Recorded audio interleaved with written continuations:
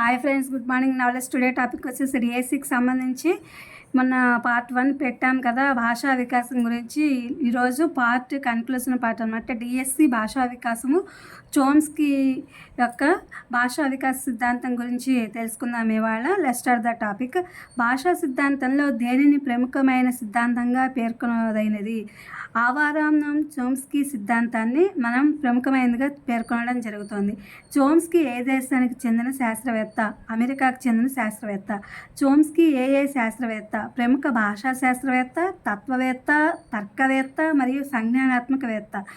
Chomsky ఏ దృక్పథాన్ని ప్రతిపాదించారు? నేటివిస్ట్ దృక్పథము. Who's the father of modern linguistic?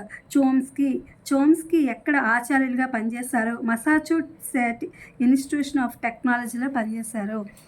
ఏ విశ్లేషణలో విశేషమైన పాత్రను పోషించి అందరిచే ప్రశంసలు అందుకున్నారు? తత్వ విశ్లేషణలో చోమ్స్కీ విశేషమైన పాత్రను పోషించడం అనేది జరిగింది. చోమ్స్కీ ఎన్ని గ్రంథాలు రాశారు? 100కు పైగా గ్రంథాలు రాశారు. చోమ్స్కీ కొన్ని ముఖ్యమైన గ్రంథాలు ఏవి? Language and mind, the logical structure of linguistic theory, lectures on government and binding అని ఇవి ముఖ్యంగా చెప్పుకోదగిన అనమాట. ఆయన వీటిల్లో అనేక రకాలైన భాషా వికాసానికి సంబంధించిన సిద్ధాంతాలు, పరిశోధనలు అనేవి చేయడం జరిగింది. అందుకని వీటిని పెట్టడం జరిగింది. చోమ్స్కీ భాషలో ఎలాంటి వ్యాకరణాన్ని వ్యతిరేకించారు? సాంప్రదాయక వ్యాకరణాన్ని వ్యతిరేకించడం అనేది జరిగింది. చోమ్స్కీ భాషా సిద్ధాంతము. వీరి సిద్ధాంతం ప్రకారం భాషను ఆర్జించడం, అర్థం చేసుకోవడం, వినియోగించుకోవడం లాంటి భాషా సంబంధ నిర్మాణాలు జీవశాస్త్రపరంగా మానవ మెదడులో అనువంశికంగా అంటే జన్యుపరంగా అంటే జన్యువుల ద్వారా బదిలీ అవుతాయని చెప్పి ఈయన భాషా సిద్ధాంతం అనేది ఉంది.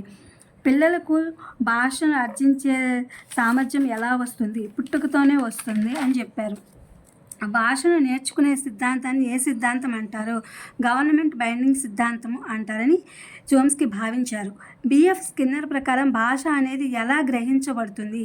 స్కిన్నర్ ప్రకారం భాష అనేది ఇతరులతో వివిధ రకాలుగా కమ్యూనికేషన్స్ కలిగి ఉండడం ద్వారా గ్రహించబడేదని చెప్పి బిఎఫ్ స్కిన్నర్ భావన అనమాట.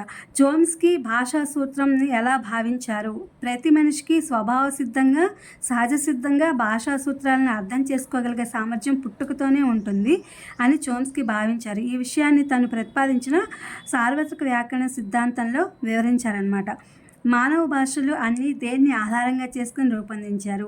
మానవ భాషలన్నీ ఒక ఉమ్మడి భాషా నిర్మాణాన్ని ఆధారంగా చేసుకుని రూపొందాయని వీరు భావించారు. ఈ భాషా తత్వవేత్త ఎవరైతే ఉన్నారో వాళ్ళు ఇది భావించారనమాట. ఇది ఇవాళ సైకాలజీ డిఎస్సికి సంబంధించిన కన్క్లూజన్ పార్ట్ భాషా వికాసంలో. Please my channel like, share, subscribe and comment. Thank you for watching. Thank you for our support.